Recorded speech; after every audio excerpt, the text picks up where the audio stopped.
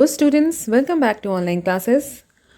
ये हमारे chapter political parties का सेकंड वीडियो है।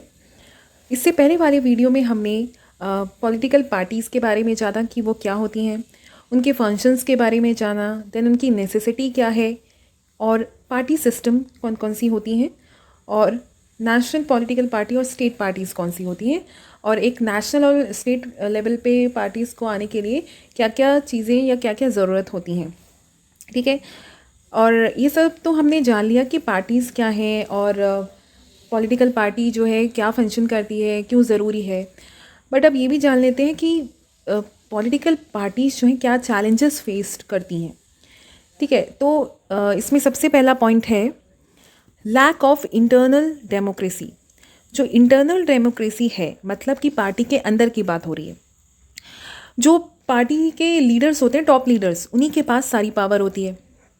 तो जो लोअर लेवल के होते हैं उनके पास उतनी पावर नहीं होती कि वो अपनी बातों को इतनी मजबूत तरीके से रख पाएँ या कुछ अपने इंडिविजुअली कुछ वो कर पाएँ। ठीक है, तो जो टॉप पोजीशन वाले पार्टीज़ के लोग होते हैं वो सारा डिसीज़न मेनली लेते हैं।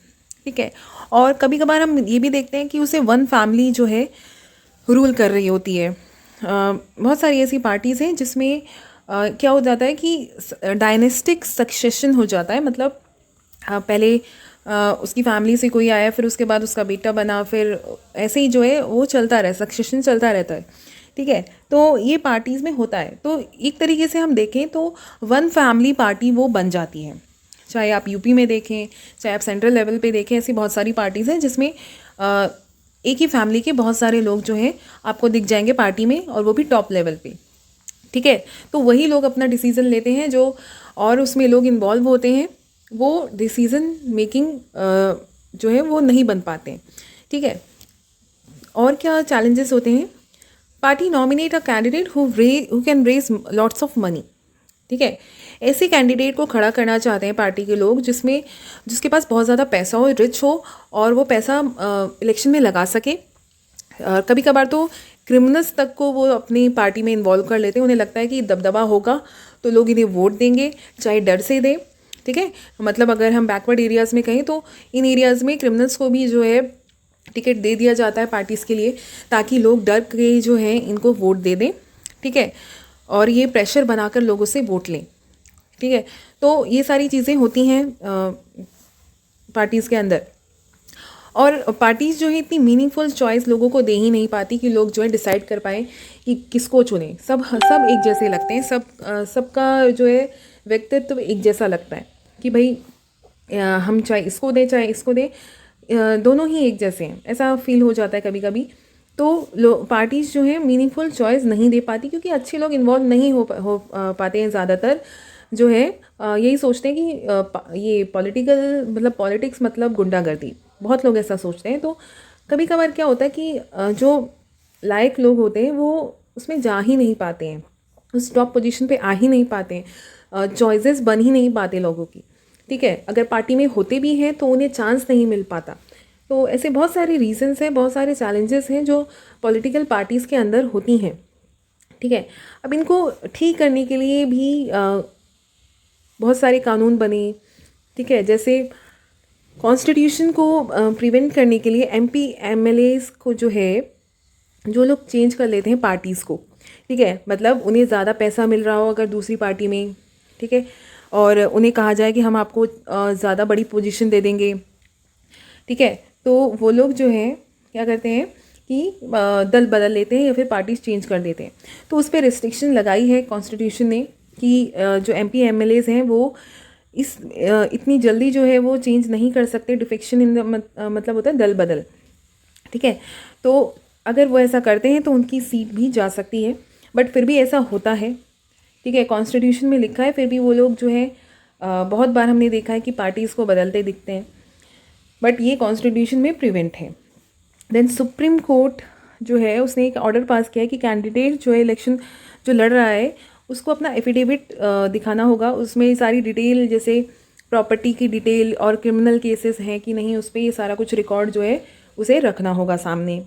ये होते हुए भी जो है मतलब इसमें ये सारी चीज़ें हैं, रूल्स हैं, रेगुलेशंस हैं, फिर भी जो है बहुत सारे ऐसे केसेस हमें मिलते हैं जहाँ पे क्रिमिनल्स मिलते हैं हमें, जिनके पास प्रॉपर्टी ज़्यादा होती है, वो फिर भी दिखते हैं। तो ये सरासर क्या है, लॉ का मिसयूज़ है, ठीक है। और इलेक्शन कमीशन जो है एक ऑर्डर पास करती है जिसमें ये कंपलसरी होता है कि जो भी पार्टी का लीडर लड़ रहा है, मतलब ऑर्गेनाइजेशन इलेक्शन में जो भी लड़ रहा है, उसका इनकम टैक्स रिटर्न जो है वो फाइल होना चाहिए, ठीक है। मतलब वो इनकम टैक्स भरता हो, ऐसा नहीं कि भाई पैसा आ रहा है तो इनकम टैक्स नहीं फाइल करेगा, इनकम टैक्स रिटर्न उसे दिखाना होगा, ठीक है।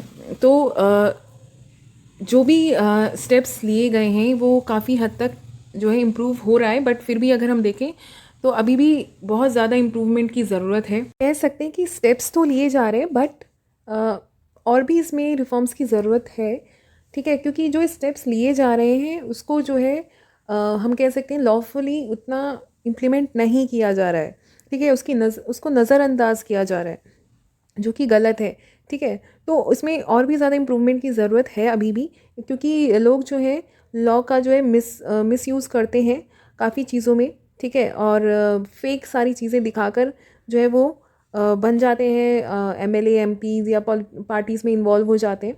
तो इसमें सुधार की ज़रूरत है और एजुकेटेड लोगों की इन्वॉल्वमेंट इसमें बहुत ज़्यादा ज़रूरी है, ठीक है। कुछ और भी सजेशंस हैं जो आई थिंक हेल्पफुल हो सकते हैं पॉलिटिकल पार्टीज़ में जो है इम्प्रूवमेंट के लिए। जैसे law should be made to regulate internal affairs of political parties.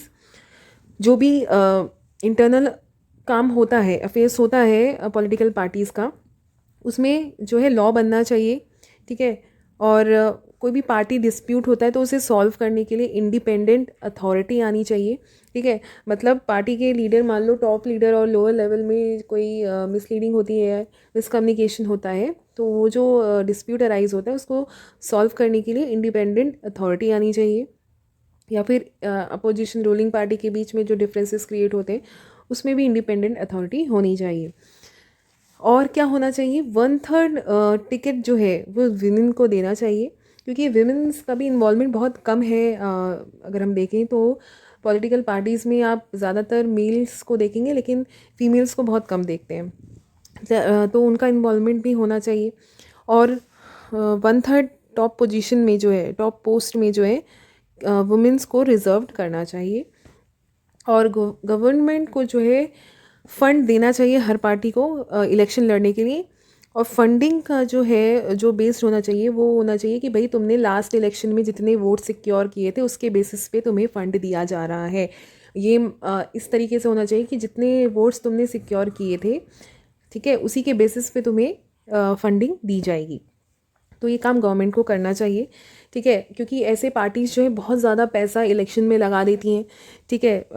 लोगों को जो है बहकावे में लाने के लिए बहुत सारी जो है गलत चीज़ें भी उसमें इन्वॉल्व करती हैं, ठीक है। उनको जो है लालच में जो है कुछ चीज़ें देकर उनसे वोट लिया जाता है, क्योंकि बहुत सारे जो लोग अनएजुकेटेड होते हैं उन्हें उतना पता नहीं होता कि कौन सही है कौन गलत है, वो वोट दे देते हैं उनके लालच की वजह से।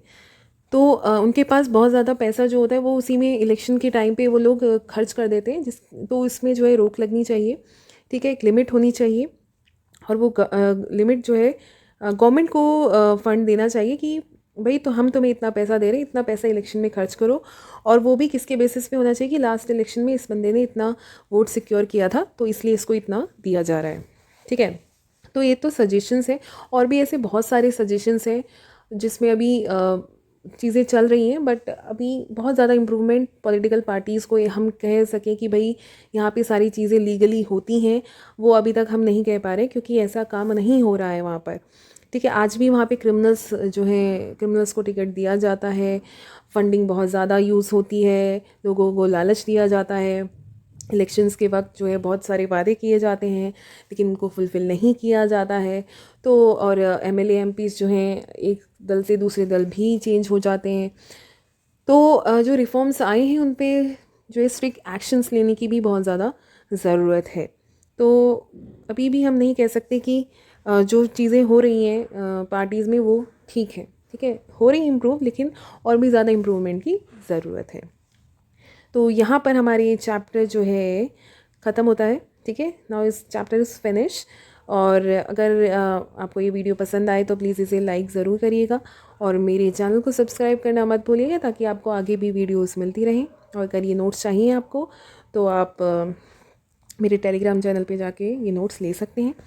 और इसके बाद जो है हम इस चैप्टर को सीबीएसई नोट्स के थ्रू भी रिवाइज़ करेंगे। तो नेक्स्ट वीडियो में हम रिवाइज़ करेंगे सीबीएसई के नोट्स को, ठीक है। तो हमारा ये चैप्टर जो है ओवरऑल जो है कंक्लूड होता है। अब हम इसके सीबीएसई के नोट्स को रिवाइज़ करेंगे। तो नेक्स्ट वीडियो के लिए रेडी रहिएगा। Thank you.